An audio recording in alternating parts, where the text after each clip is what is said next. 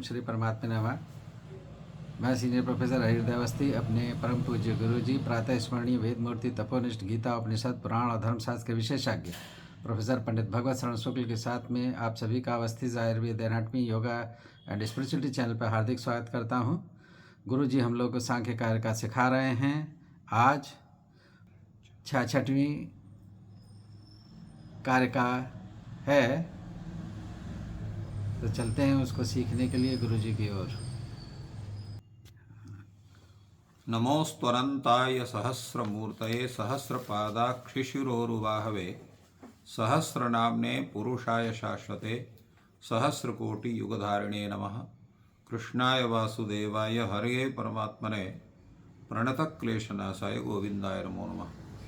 सांख्य शास्त्र की इस प्रवचन परंपरा में इस चैनल से संबद्ध सभी विद्वद्गण, सभी जिज्ञासु छात्रवृंद, सहृदय सज्जन वृंद और इस चैनल के संस्थापक तथा प्रबंधक आचार्य हृदय अवस्थी जी, आप सभी का स्वागत है।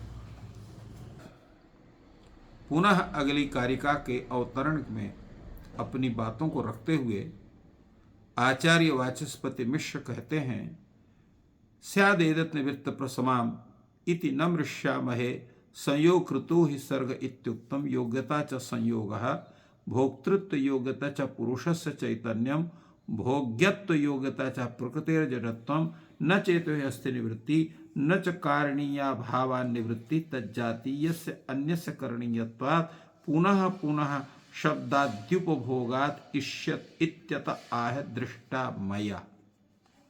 तात्पर्य इसका यह है कि निवृत्त प्रसवाम जो आप कर रहे हो, ये बात बहुत समझ में नहीं आती है, क्योंकि आपकी जो बात है ये स्वीकार करने योग्य नहीं है। कारण संयोग कृता ही सर्ग, ये जितनी संपूर्ण सृष्टि है ये क्या है? ये प्रकृति परिणाम के संयोग से ये प्रकृति होती है, और वह जो संयोग है वो पुरुष और प्रकृति के परस्पर भोक्ता और भोग्य बनने की योग्यता है। योग्यता से संयोग है। अब भोक्तृत्व योग्यता जो हो चैतन्य पुरुष की है, वो तो भोग चैतन्य के पुरुष का चैतन्य क्या है? भोक्तृत्व योग्यता ही पुरुष का चैतन्य है।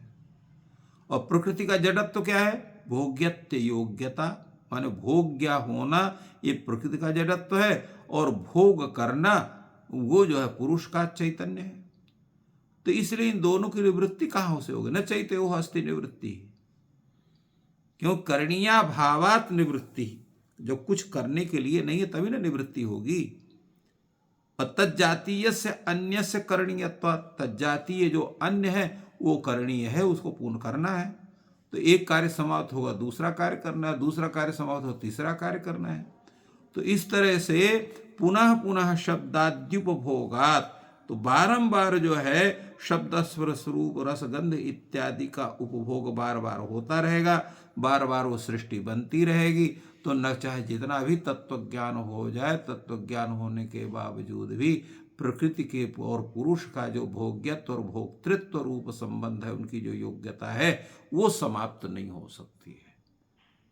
तो इस पर कहा दृष्टामया, ये कार्य का उपस्थापित है। दृष्टामयत्युपेक्षक एको दृष्टा मित्युपरमत्यन्या सति संयोगे पितयो प्रयोजन नास्ति सर्गस्य। कभी ऐसा है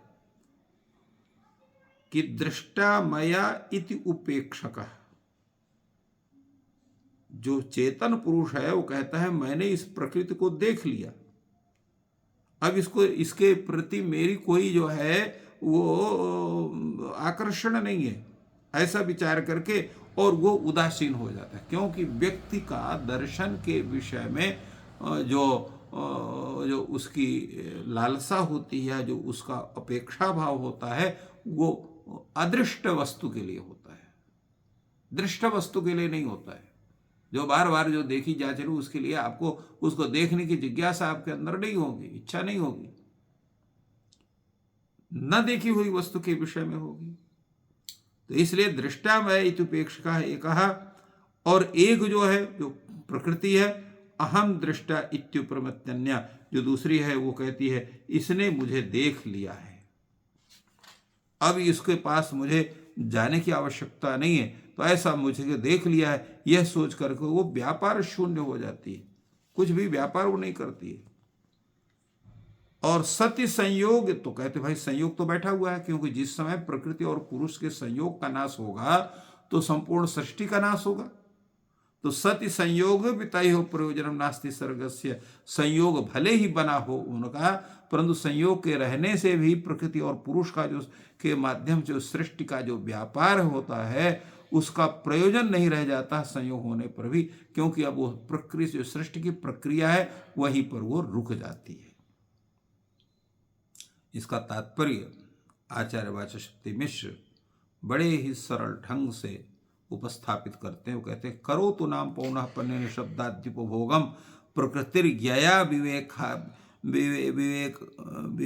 ख्यातिर न कृता कृत विवेक ख्यातिस्तु शब्दाद्युपभोगम न जनयति। ठीक है, बारंबार शब्दादि का उपभोग प्रकृति करे, करो तो नाम पौनः पन्ने शब्दाद्युपभोगम प्रकृति जो है वो पुरुष में विवेक ख्याति उत्पन्न नहीं कर सकी, अतः वह शब्दादि इत्यादि के बार बार भोग भले ही करावे, कृत विवेक ख्याति शब्दादि विभोग न जनयति, किंतु जब एक बार जब उसको विवेक ख्याति विवेक ज्ञान, ख्याति नाम ज्ञान है, विवेक ख्याति उसको उत्पन्न हो गई, तो फिर ऐसी अवस्था में शब्दादि विभोगम न जनयति, वो शब्दादि के उपभोग को फिर उत्पन्न नहीं करती, क्योंकि शब्दादि के उपभोग में अविवेक कारण है, विवेक होने पर वो नहीं होता है। अविवेक ख्याति निबंधनो ही तद उपभोग, संपूर्ण जो है शब्दादि का जो उपभोग है अविवेक ख्याति के माध्यम से होता है। तो जब वहां पर अविवेक ख्याति का निबंधन ही संबंध ही नहीं रह गया तो फिर वो शब्दादि उपभोग का कैसे होगा? क्योंकि अंकुर कब होगा? जब बीज होगा, और जब बीजे नहीं है तो अंकुर किस में होगा? तो अंकुर क्या है? तो अंकुर यह है अविवेक ख्याति, अविवेक ख्याति निबंधन ही शब्दाद्युप होगा। तो जब अविवेक ख्याति रहेगी तो शब्दाद्युपभोग रहेगा, जब अविवेक ख्याति नहीं है तो शब्दाद्युपभोग भी नहीं होगा। जब बीज रहेगा तो उसे अंकुर निकलेगा, जब बीज ही नहीं रहेगा तो अंकुर कहाँ से निकलेगा? तो प्राकृतान ही सुख दुख मोहात्मना शब्दादीन तत् अविवेकात् ममैते इत्यभिमन्यमानः आत्मा भुंजीतो, कि जो आत्म तत्व है वो क्या करता है? ये प्राकृत सुख दुख मोहात्मक जो शब्द स्पर्श रूप रस गंध इत्यादि के हैं, तो अविवेक के कारण एते मम, ये जितने हैं वो मेरे हैं, ऐसा जो है वो मानता हुआ वह आत्म तत्व जो पुरुष है उसका भोग करता है। एवं विवेक ख्यातिमपि प्राकृतिम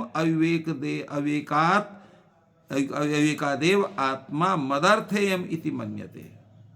और विवेक ख्याति भी जो है, जो प्राकृतिक जो प्राकृति जो है, प्राकृत रूपा जो विवेक ख्याति है वो कैसी है?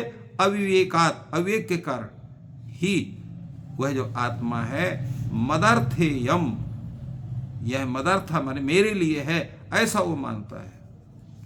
और उत्पन्न विवेक ख्यातिस्तु, और उत्पन्न जो विवेक ख्याति है तद असंसर्गात शब्दादि नोपभक्तुम अर्हति, और जो विवेक ख्याति उत्पन्न हो गए तो उसके संबंध का विच्छेद हो गया, विवेक ख्याति रह नहीं गई अविवेक ख्याति, तो फिर वो शब्दादि का उपभोग नहीं करता है।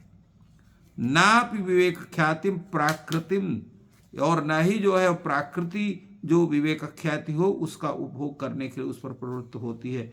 ततो विविक्तः आत्मा स्वार्थम अभिमंतुम अर्हति, और उससे जो है विविक्त होकर के जो है आत्मा उसे पृथक होकर के स्वार्थम अभिमंतुम अर्हति, उसका जो मुख्य स्वार्थ है पुरुषार्थ है, उस पुरुषार्थ को ही वो समझती, उसको जानती है। और पुरुषार्थ क्या है? पुरुषार्थ च भोग विवेको, भोग और विवेक वो जो है वो जो है उसका पुरुषार्थ है। तो प्रकृत्यारंभक प्रयोजकौ इति अपुरुषार्थ संतौ न प्रकृति प्रयोजता। तो अब वो जो पुरुषार्थ विवेक और भोग और विवेक है प्रकृत्या आरंभ प्रयोजकौ, प्रकृति के आरंभ के प्रयोजक हैं। तो पुरुषार्थौ च भोग विवेकौ प्रकृत्यारंभक प्रयोजकौ इति अपुरुषार्थौ संतौ। तो प्रकृति के आरंभ प्रयोजक जो अपुरुषार्थ है वो विद्यमान रहने पर भी प्रकृति का प्रयोजन नहीं कर पाते, अर्थात प्रकृति को उससे संबद्ध नहीं कर पाते हैं। इसलिए कहा प्रयोजन नास्य सर्गस्य, उसके द्वारा फिर संसार की सृष्टि की प्रक्रिया फिर नहीं होती है। अत्र प्रयुज्यते सर्गे प्रकृति ही अनेन इति प्रयोजनम। यहाँ प्रयोजन शब्द का अर्थ क्या है? प्रयुज्यते सर्गे अनेन, प्रयुज्यते सर्गे प्रकृति अनेन इति प्रयोजनम, जिसके माध्यम से प्रकृति सृष्टि की प्रक्रिया में संलग्न होती है उसका नाम यहाँ प्रयोजन है। तत् अपुरुषार्थे नास्त्यर्थ, तो वह जो है वो किसी जो है पुरुष के लिए उसका प्रयोजन नहीं रह जाता है। तो इस तरह से इस कारिका में यह बतलाया गया कि शब्दादि का भोग में मुख्य कारण अविवेक ख्याति है। जो अविवेक ख्याति, जब विवेक ख्याति होने से विवेक ख्याति जब नष्ट होगी तो प्रकृत्यारंभ प्रयोजक जो ये अपुरुषार्थ है विवेक, तो उनका सबका त्याग होता है और प्रकृति उसमें प्रवृत्त नहीं होती है, इसलिए पुनः सृष्टि की प्रक्रिया नहीं होती है। तो इस तरह से इस कारिका में आचार्य जो ईश्वर कृष्ण ने बतलाया उसकी पूर्ण व्याख्या आचार्य वाचस्पति मिश्र ने अपने व्याख्यान में इसको स्पष्ट रूप से स्थापित किया।